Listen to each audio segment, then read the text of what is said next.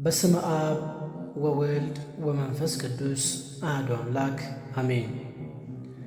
ኦሪት ዘፍጥረት ምዕራፍ 2 ሰማይና ምድር ሠራዊታቸውም ሁሉ ተፈጸሙ።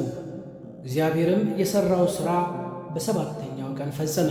በሰባተኛውም ቀን ከሠራው ሥራ ሁሉ አረፈ። እግዚአብሔርም ሰባተኛውን ቀን ባረከው፣ ቀደሰው። እግዚአብሔር ሊያደርገው ከፈጠረው ሥራ ሁሉ በእርሱ አርፏልና። እግዚአብሔር አምላክ ሰማይንና ምድርን ባደረገ ቀን በተፈጠሩ ጊዜ የሰማይና የምድር ልደት ይህ ነው። የሜዳ ቁጥቋጦ ሁሉ በምድር ላይ ገና አልነበረም፣ የሜዳውን ቡቃያ ሁሉ ገና አልበቀለም ነበር። እግዚአብሔር አምላክ በምድር ላይ አላዘነበም ነበርና ምድርንም የሚሠራባት ሰው አልነበረም። ነገር ግን ጉም ከምድር ትወጣ ነበር፣ የምድርንም ፊት ሁሉ ታጠጣ ነበር። እግዚአብሔር አምላክም ሰውን ከምድር አፈር አበጀው፣ በአፍንጫውም የሕይወት እስትንፋስን እፍ አለበት፣ ሰውም ሕያው ነፍስ ያለው ሆነ። እግዚአብሔር አምላክም በምሥራቅ በዔድን ገነትን ተከለ፣ የፈጠረውንም ሰው ከዚያው አኖረው። እግዚአብሔር አምላክም ለማየት ደስ የሚያሰኘውን ለመብላትም መልካም የሆነውን ዛፍ ሁሉ ከምድር አበቀለ። በገነትም መካከል የሕይወትን ዛፍ መልካምንና ክፉን የሚያስታውቀውንም ዛፍ አበቀለ። ወንዝም ገነትን ያጠጣ ዘንድ ከዔድን ይወጣ ነበር። ከዚያም ለአራት ክፍል ይከፈል ነበር። የአንደኛው ወንዝ ስም ፊሶን ነው። እርሱም ወርቅ የሚገኝበትን የኤውላጥ ምድርን ይከባል። የዚያም ምድር ወርቅ ጥሩ ነው። ከዚያም ሉልና የከበረ ድንጋይ ይገኛል። የሁለተኛውም ወንዝ ስም ጊዮን ነው። እርሱም የኢትዮጵያን ምድር ሁሉ ይከባል። የሦስተኛውም ወንዝ ስም ጤግሮስ ነው። እርሱም በአሦር ምሥራቅ የሚሄድ ነው።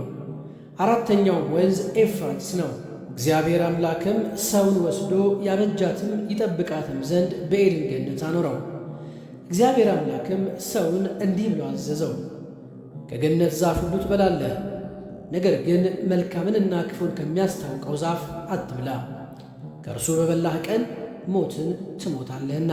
እግዚአብሔር አምላክም አለ፣ ሰው ብቻውን ይሆን ዘንድ መልካም አይደለም፣ የሚመቸውን ረዳት እንፍጠርለት።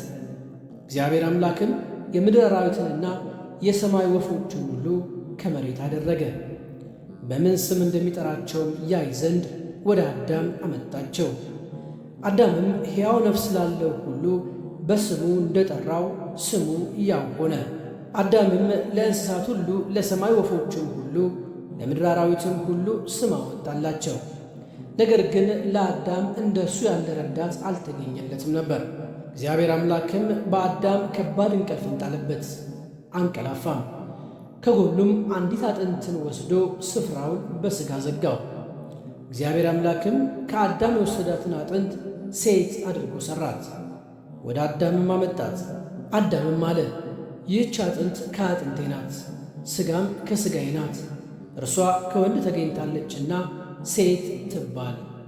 ስለዚህ ሰው አባቱንና እናቱን ይተዋል፣ በሚስቱም ይጣበቃል፣ ሁለቱም አንድ ሥጋ ይሆናሉ። አዳምና ሚስቱ ሁለቱም ራቁታቸውን ነበሩ፣ አይተፋፈሩም ነበር።